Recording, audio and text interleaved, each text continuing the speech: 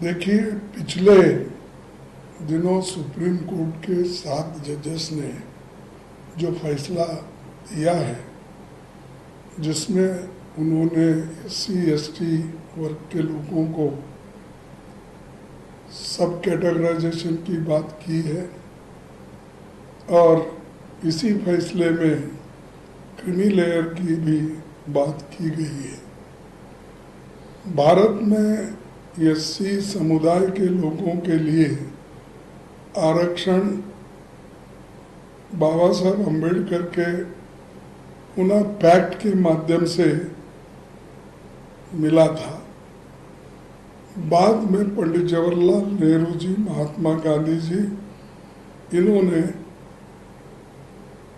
वो जो reservation policy है कि जिसको पुनः पैक्ट में मान्यता दी थी, वो कंटिन्यू किया गया। तरीके अलग अलग होंगे लेकिन उसको कंटिन्यू किया गया और हमारे भूतपूर्व प्रधानमंत्री हमारे जवाहरलाल नेहरू जी और महात्मा गांधी जी, देश के राष्ट्रपिता, इन्होंने जो तय किया वो उसी ढंग से लोगों को एक खास करके दलित लोगों को, अस्पृश्य लोगों को ये देने का ये वायदा था, वो निभा रहे थे। लेकिन इसी के साथ साथ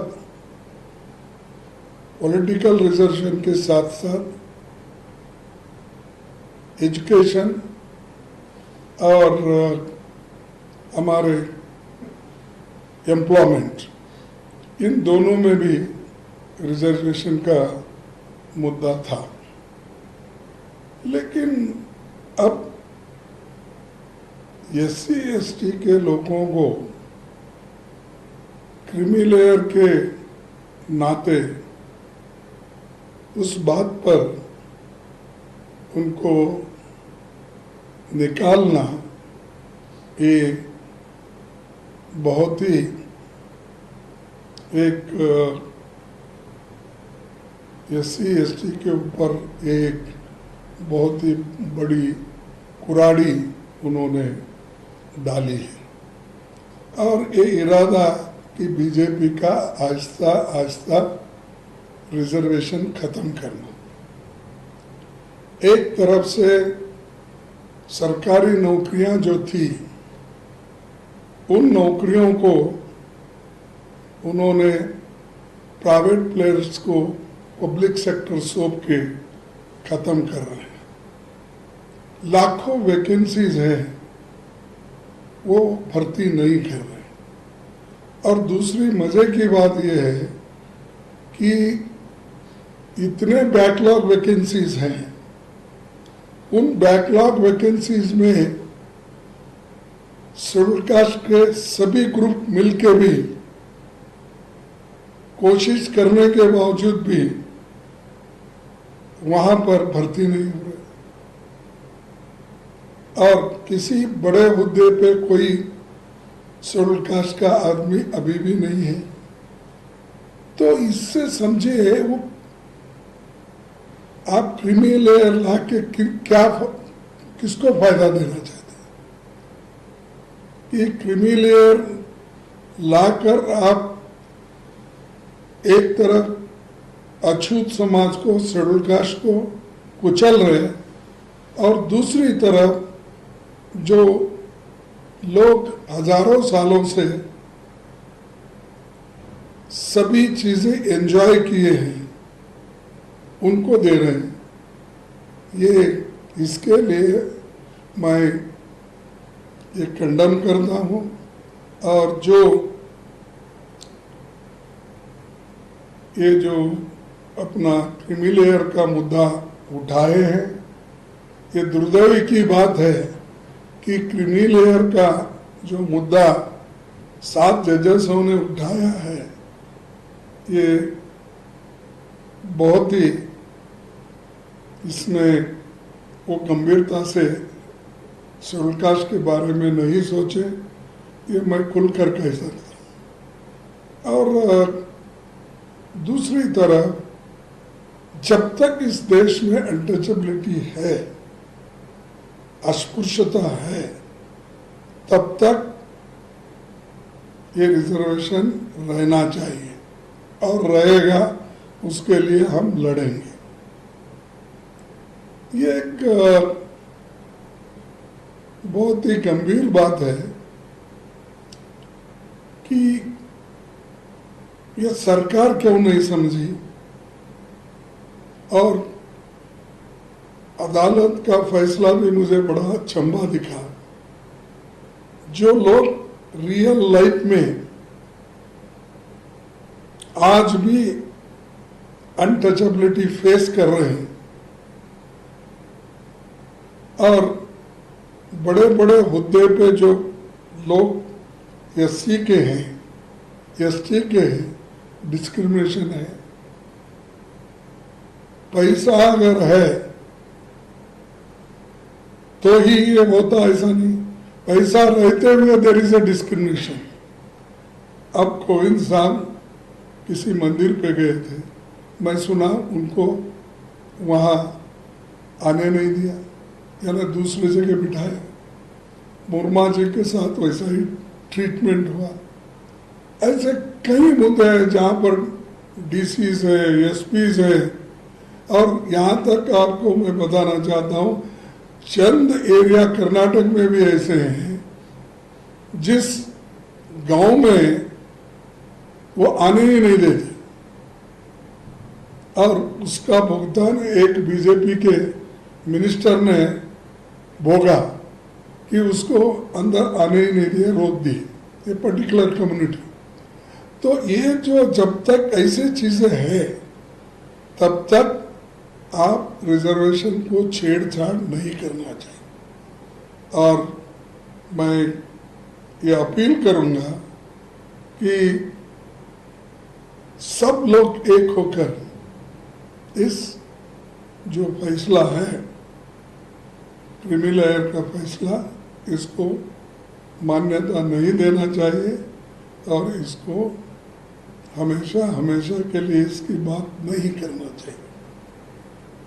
और बाकी चीज़ें जो है बारीकी में है, हम सब कैटेगराइजेशन का उसका इसका हम चर्चा कर रहे हैं इंटेलेक्चुअल्स को बिठा के, किस किस स्टेट में, क्योंकि हर एक स्टेट में शेड्यूल कास्ट की लिस्ट अलग अलग है और किस लिस्ट से किसको कितना फायदा होता है, कितना नुकसान होता है, ये बारीकी से सोच के आगे हम कदम उठाएंगे। और इसके बारे में राहुल गांधी जी भी सोच रहे हैं। उन्होंने बहुत से इंटेलेक्चुअल्स को बुलाया था, लॉयर्स को बुलाया था, सभी को बुला के हमारे ही घर में मीटिंग भी हो गई हो, तो आगे इसको किस ढंग से लेके चलना हम जरूर उसको करेंगे। शेड्यूल कास्ट के हिफाजत के लिए जो करना है वो जरूर करेंगे। और आज रिजर्वेशन रहते हुए भी हाई कोर्ट जजेस में नहीं है लोग, शेड्यूल कास्ट के लोग। सुप्रीम कोर्ट में तो नाम के वास्ते एक दो आते हैं और secretaries, principal secretaries, joint secretaries, इसमें भी कोई नहीं है। कहीं एकादा दुकादा बाय मिस्टेक आ जाता है। तो इतना सब बैकलॉग रख लेके तुम क्रीमी लेयर लगाते हो, तो ये कभी हम सहन नहीं करेंगे। इस अगर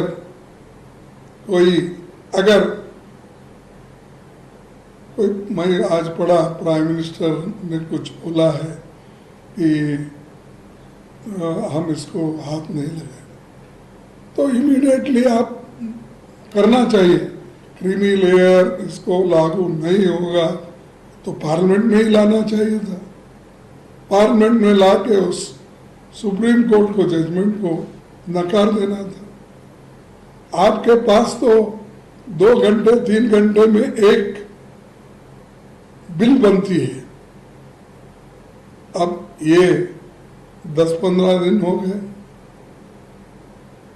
इसके लिए तो आपके पास वक्त नहीं सोच समझ कर करने के लिए। ये इसके लिए हम सभी मिलके एक कंसल्टेशन कमेटी बनाए हैं, सब ये देखकर, और दूसरे एनजीओ से भी हम मिलेंगे, उनकी राय भी लेंगे, सब लेकर आगे बढ़ेंगे। सर, जो कंसल्टेशन कमेटी की बात कर रहे हैं आप, ये कांग्रेस की है या पूरा इंडिया ब्लॉक के लोग हैं, जो पार्टियां हैं वो? नहीं, कांग्रेस पार्टी के लोग ये चाहते हैं कि दूसरे एनजीओस को भी इसमें इन्वॉल्व करें, उनसे पूछताछ करें। जो लोग 10, 20, 40, 50 साल से इस पे अभ्यास किए हैं और कॉन्स्टिट्यूंट असेंबली के जो भी विचार है उसमें जो डिस्कशन हुआ, उसमें डॉक्टर बाबा साहब अम्बेडकर ने क्या बोला, दूसरों ने क्या बोले, ये सब हमको देखना पड़ता है। इसके लिए ये कांग्रेस पार्टी सबकी राय लेके आगे बढ़ेगी। और आखिरी सवाल सर, विपक्ष अब क्या, क्योंकि आपने कहा कि सरकार 2-3 घंटे में बिल ले आती है, या यहाँ इतने दिनों तक इसको लंबित रखा जब सेशन चल रहा है, तो अब आप लोगों को क्या लगता है, क्या वजह है कि ऐसी सरकार इस चीज़ पे आगे नहीं बढ़ी, और आप लोग सरकार के ऊपर आगे का दबाव विपक्ष पूरा कैसे कराए? देखो, पूरा विपक्ष एक है ऐसे चीजों में, और कल आपने देखा होगा जया बच्चन को बोलने नहीं दिया तो सब लोग एक हो गए, यहाँ तक कि सोनिया गांधी जी खुद वो प्रेस में गई थी। तो ये जो चीजें हैं नेशनल लेवल पे और देश के हित में और समाज के हित में हमको एक होके करना है, हम करेंगे। और SC ST के हिफाजत के लिए हम जितना लड़ना है हम लड़ते रहेंगे, और हमारी कानूनी लड़ाई भी जारी रहेगी, और लोग उनको दबाव, सरकार को दबाव में लाने के लिए हमें क्या करना है